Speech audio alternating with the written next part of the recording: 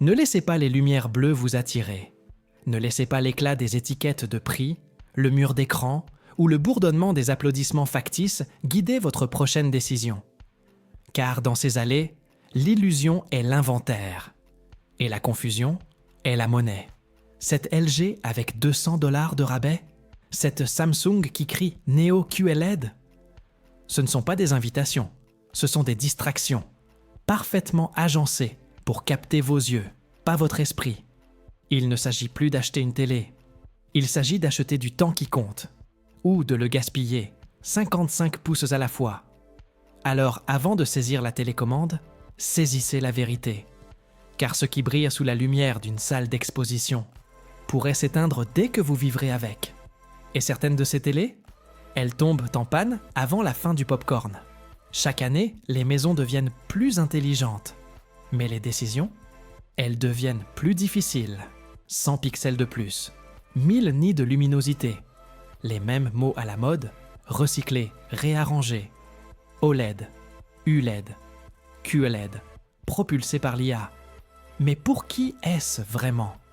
Le papa qui essaie de faire fonctionner Netflix sans barre de son? La maman coincée dans une boucle de mise à jour du firmware à 21h? Le couple étudiant dont la télé s'éteint au milieu de leur connexion partagée HBO? La plupart de ces télés promettent plus qu'elles ne tiennent. Et en 2025, la marge de regret est aussi mince qu'une feuille de papier. Parce que oui, Best Buy est bien approvisionné. Mais tous les écrans ne se valent pas. Alors, j'ai décortiqué les 12 télés les plus courantes que vous verrez dans leur magasin. Et je les ai classées de celles qu'il faut ignorer à celles qui pourraient changer votre façon de voir votre maison. Aucun parti pris corporatif. Aucun choix sponsorisé. C'est du rythme, pas de la précipitation. De la vérité, pas du jargon technique. On ralentit pour vous aider à acheter plus intelligemment. Commençons par le bas. Broadwell 12, Insignia. Ils l'appellent leur marque maison. Mais soyons honnêtes, elle n'est dans aucune vraie maison par choix. Vous voyez l'étiquette. 249 $ pour 55 pouces. On a l'impression de gagner à la loterie. Jusqu'à ce que ça devienne la raison pour laquelle votre soirée cinéma se termine en silence. Les télés Insignia sont construites comme une horloge. Pas pour le temps, mais pour le tic-tac. Du plastique si léger qu'il se déforme près du chauffage. Des ports qui s'usent avant la fin de la première saison de votre série préférée. Le pire, le taux de défaillance. Des écrans qui clignotent en moins de 2 ans. Des haut-parleurs qui craquent, puis s'éteignent. Des pixels qui abandonnent le travail. Bien avant vous. Et peut-être le plus triste, ils savent que vous reviendrez. Pas par joie, mais parce que votre budget a oublié de poser les bonnes questions. Vert 11, ONN. Non, ON n'est pas une faute de frappe. C'est l'ombre de Walmart transférée au rayon des bonnes affaires de Best Buy. Et oui, le prix est un chant de sirène. Mais la performance, elle s'effondre sous la pression. HDR? Ça éclaire à peine la pièce. Mise à l'échelle? Votre jeu préféré ressemble à une aquarelle. Dès que vous essayez quelque chose de rapide, comme un jeu ou du sport en direct, tout s'effondre. Le logiciel se fige. La télécommande rame. La navigation, c'est comme conduire à travers un pare-brise embué. Au début, c'est juste un petit bug. Puis, 3 semaines plus tard, vous vous retrouvez à regarder YouTube sur votre tablette parce que votre nouvelle télé refuse de charger. Redis, RCA. Autrefois fiable. Maintenant, juste un nom vendu à quiconque fait les économies les plus radicales cette année. Disons-le clairement, la RCA de votre enfance n'existe plus. Ce qui reste n'est qu'une coquille. Pièces recyclées, processeurs de dernière génération et rétroéclairage qui s'assombrissent comme un avertissement de fermeture. Les fiches techniques disent 4K. La réalité dit à peine HD. Ce sont les télés qui vieillissent en années de chien. Les boutons s'usent, le logiciel reste antique. Et oubliez le support technique. Vous serez transféré tellement de fois que vous aurez l'impression d'avoir composé un labyrinthe. J'ai entendu l'histoire d'un père qui a acheté ça. Et le matin de Noël, elle ne voulait tout simplement pas s'allumer. L'alimentation a grillé entre le papier cadeau et la première gorgée de chocolat chaud. Bergwablaneuf, et Le Mans. On les voit partout. Des Fire TV avec de grands écrans et de grandes polices criant « Valeur ». Mais c'est comme utiliser des crayons de cire, là où vous aviez besoin d'un stylo à pointe fine. Aucune profondeur, aucune précision, aucune vision. Niveau de noir, comme un jour nuageux. Scène lumineuse, des catastrophes surexposées. Fiabilité, un tirage à pile ou face un jour de vent. Une maman a écrit. Elle l'a acheté pour sa cuisine en cuisinant. Mais l'écran a commencé à clignoter chaque fois que la sécheuse s'allumait. Ce ne sont pas des écrans construits pour la vie. Ce sont des substituts. En attendant d'être prêts pour quelque chose qui dure vraiment. Blagueol 8, Toshiba. Il y a de l'espoir ici. Mais il est fragile. Toshiba porte un nom familier, construit sur une qualité peu familière. La plupart des unités sont maintenant sous-traitées par Hisense, fabriquées vite, vendues plus vite.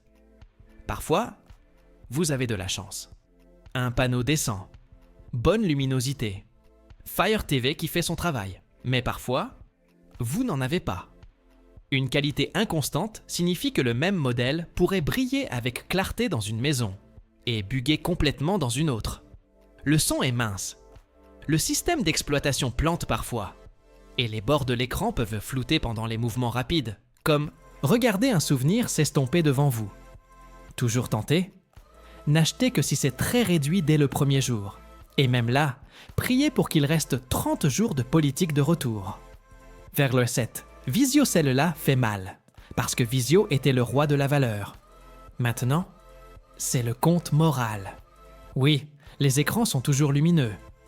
Oui, Quantum Color éblouit toujours pour le prix. Et les performances de jeu, étonnamment nettes. Mais ensuite, l'interface, Smartcast, buggée, surchargée, remplie de pubs. Comme essayer de faire tourner Windows Vista sur un grille-pain. Vous défilez à gauche, ça rame. Vous chargez Hulu, ça plante. Vous débranchez, attendez 10 secondes, puis rebranchez, juste pour ouvrir Disney+. Un bambin pourrait concevoir une meilleure interface au crayon. Si vous pouvez la jumeler avec un appareil de streaming, comme Roku ou Apple TV, cet écran pourrait encore vous offrir de la magie. Si vous ne pouvez pas, préparez-vous à la frustration. On monte maintenant, mais prudemment. Virgule 6, Hisense bienvenue dans la marque à haut plafond, bas plancher. La série Hisense U8 est un monstre de spécifications. Mini LED, gradation locale, fonctionnalité de jeu qui frappe bien au-dessus de son prix. Dans une pièce lumineuse, elle semble miraculeuse. Mais zoomez, et les fissures apparaissent. Halo autour des objets lumineux. Effet d'écran sale pendant le sport. Angle de vision faible. Certaines unités arrivent impeccables. D'autres arrivent défectueuses, directement de la boîte. Dans un cas, un spectateur nous a dit que le support en plastique a légèrement fondu après un été de soleil entrant par leur fenêtre. Hisense marche sur le fil. Ce n'est pas mauvais. Mais ça joue avec votre temps. Évitez les modèles budget. Tenez-vous-en à leur U7 ou supérieur, où se trouve la plupart de la puissance. Et encore, ouvrez la boîte avec un optimisme prudent, pas de la confiance. Merle 5, TCL. C'est ici que la marée change, où l'abordabilité rencontre l'ambition. TCL, surtout dans ses séries QM7 et QM8, joue un jeu dangereux. Offrir des visuels quasi premium sans demander toutes vos économies. Et pour la plupart des gens, c'est suffisant. Mini LED, zone de gradation locale. Précision des couleurs qui embrassent le territoire OLED. Ce n'est pas parfait. Le lissage de mouvement peut saccader. Le contenu à faible fréquence d'image trébuche occasionnellement. Et si vous appréciez le silence, le léger bruit de ventilateur dans certains modèles pourrait tester votre patience. Mais imaginez ceci, un samedi pluvieux. La vapeur du café s'élevant près de la fenêtre. Vous lancez votre film préféré et oubliez que vous ne le regardez pas dans un cinéma du centre-ville. C'est ce que TCL peut donner. Pas la perfection, mais la présence. Baglo 4, Samsung. Certains noms n'ont pas besoin d'introduction, juste de clarification.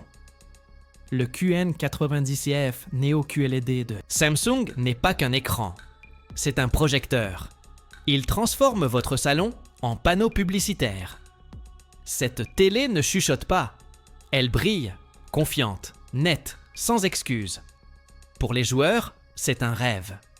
Pour les fans de sport entourés de fenêtres ensoleillées, c'est le salut. Elle traverse l'éblouissement comme si elle arrachait des rideaux d'une fenêtre brisée. Et pourtant, pas de Dolby Vision. C'est une omission discrète, mais en 2025, ce n'est pas négligeable. Le refus de Samsung de le supporter laisse un vide notable dans la qualité de streaming, surtout sur les titres qui exigent de la nuance dans le ton et le contraste. Aussi, Tizen OS. Le système pourrait être brillant, s'il n'était pas si bruyant. Les pubs bordent les menus. Les applications se battent pour votre attention. Vous cherchez vos paramètres et tombez sur une bannière promotionnelle pour un lave-vaisselle. Mais la fiabilité, solide, longévité, impressionnante, luminosité, toujours de premier ordre.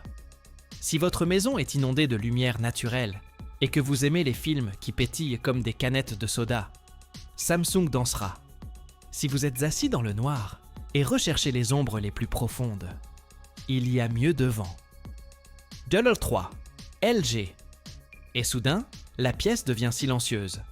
La série OLED de LG, C5 et G5, ne rivalise pas pour attirer l'attention. Elle la gagne, patiemment. C'est l'écran que vous regardez en silence. Pas parce que vous devez, mais parce qu'il le mérite. Chaque pixel une étoile, s'éteignant pour vous montrer la nuit. Chaque image une toile, peinte un instant à la fois. On parle de spécifications, HDMI 2.1, mise à l'échelle IA, la baguette magique télécommandée anti-latence de WebOS, mais ce n'est pas pour ça que les gens murmurent au sujet de l'OLED. Ce sont les niveaux de noir. Le silence entre les coups de feu, entre les dialogues, entre les souvenirs. Vous pleurerez pendant la même scène. Pas parce qu'elle est plus triste, mais parce que maintenant, elle semble plus proche. C'est ça l'OLED. Maintenant, la dure vérité. Le burn-in est toujours une petite ombre dans le coin d'un cadre, par ailleurs parfait. Le contenu statique, bandeau d'actualité, superposition de tableaux de score, HUD dans les jeux, peut laisser des fantômes. Il s'estompe. Mais pour ceux qui sont obsédés, c'est une éclaboussure sur le chef-d'œuvre. Pourtant, la plupart ne le vivent jamais. Parce que les nouvelles protections de LG sont brillantes. Le verdict, si les films, le jeu et les visuels sont votre exutoire, votre évasion, LG n'est pas un achat, c'est une relation. Nuggle 2, Sony. Il y a un calme qui vient avec la clarté. Sony ne vend pas du flash, elle vend la vérité, pas celle que vous voyez sur une fiche technique, celle que vous ressentez quand le silence tient, quand les couleurs ne s'automastent pas, elles respirent. Le Bravia 82 OLED et la voix de Sony sont plus confiants. Et elle ne crie pas. Demandez à un directeur photo. Demandez à un coloriste. Demandez aux gens qui ont construit les images que d'autres copient. Ils vous diront, le traitement de Sony est sacré, niveau église. Il ne sursature pas. Il équilibre. Il ne précipite pas les images. Il les pose avec grâce. Il y a de la magie ici, mais elle est cachée. Elle est dans ce moment où les nuages ne semblent pas seulement blancs. Ils semblent vivants dans le ciel noir. Le mouvement ? Sans faille. Vous oublierez ce que le saccadement signifie. Ça fait ressembler YouTube à un film. Ça rend le grain magnifique. Les inconvénients ? Le prix. Il grimpe. Et bizarrement, certains modèles n'ont pas de tuner TV, supposant que vous ne regarderez plus jamais de diffusion locale en direct. Mais si vous croyez toujours que les films devraient ressembler à des films, c'est l'hôtel. Sony, c'est comment les artistes voudraient que vous regardiez. Et puis, juste au-dessus. Modèle 1, Panasonic. La plupart des gens ne savent même pas qu'elle existe. Le Z95B OLED n'est pas bruyant. Il n'a pas de budget publicitaire pour le football. Il n'illumine pas le mur du magasin avec des rabais rouge-orange. Mais il attend. Parce que quand vous le trouvez, quand vous le voyez, ce n'est pas comme regarder un écran. C'est comme trouver une fenêtre que personne d'autre n'a encore ouverte. Du noir si noir qu'il fait taire la pièce. Une luminosité si équilibrée qu'on dirait que la lumière du soleil a eu un conservateur. Et le son? Il ne supplie pas pour une barre de son. Il est, simplement, un système de haut-parleurs intégré qui ne sonne pas intégré. Il sonne comme si quelqu'un avait mis de l'intention sous chaque note. Le Zetro 315B de Panasonic, c'est là où vont les coloristes d'Hollywood quand ils ne travaillent pas. Calibré non pas pour le battage médiatique grand public, mais pour la pureté. Et sa construction? Un tank. Aucun clignotement. Aucun effet fantôme. Juste année après année. D'excellence silencieuse. Seulement 2 mises en garde. C'est difficile à trouver aux États-Unis. Et quand vous le trouvez, ça coûte cher. Mais qu'est-ce que le prix, vraiment? Si l'alternative est le compromis, j'ai vu des familles dépenser plus à réparer le mauvais choix qu'à simplement faire le bon choix une fois. Et voici pourquoi tout cela compte. Parce que vous n'achetez pas juste un écran, vous achetez un sentiment. Une façon de se rassembler, de faire une pause, de partager des histoires avec vos enfants, de distraire votre esprit après une longue journée. Ou peut-être juste pour voir chaque ride sur le visage d'un personnage qui vous rappelle votre père. Les télés ne sont plus des gadgets, ce sont des portails. Et quand cet écran clignote, quand l'audio rame, quand l'éclat disparaît en plein épisode un mardi soir, ce n'est pas juste la technologie qui a échoué, c'est la mémoire. Interrompu. Un père nous a écrit l'année dernière. Il a économisé pendant 6 mois. A acheté une télé budget le Black Friday. Le prix était parfait. Mais l'image était floue pendant la seule vidéo qui lui restait de sa grand-mère qui chantait. Il a retourné la télé 2 mois plus tard. Pourquoi? Parce que quand il s'agit de souvenirs, assez bon n'est pas assez bon. Alors non, ce n'est pas un classement pour le contenu. C'est pour la fille qui essaie de montrer les moments forts du mariage à son père un dimanche. Pour le couple qui organise leur premier foyer ensemble. Pour le gars qui regarde le même film pour la 48e fois parce que ça lui rappelle 2011. Cette liste est pour eux. Vous n'avez pas besoin de choisir la plus chère. Juste celle qui respecte votre temps, qui ne vous crie pas dessus, mais parle avec vous. Terminons ce chapitre de la seule façon que nous connaissons. Les maisons intelligentes sont partout maintenant. Mais un achat intelligent, c'est encore rare. Évitez les illusions. Échappez à la précipitation. Achetez le seul écran qui disparaît quand vous le regardez. Parce que si vous voyez encore la télé en regardant, vous avez acheté la mauvaise.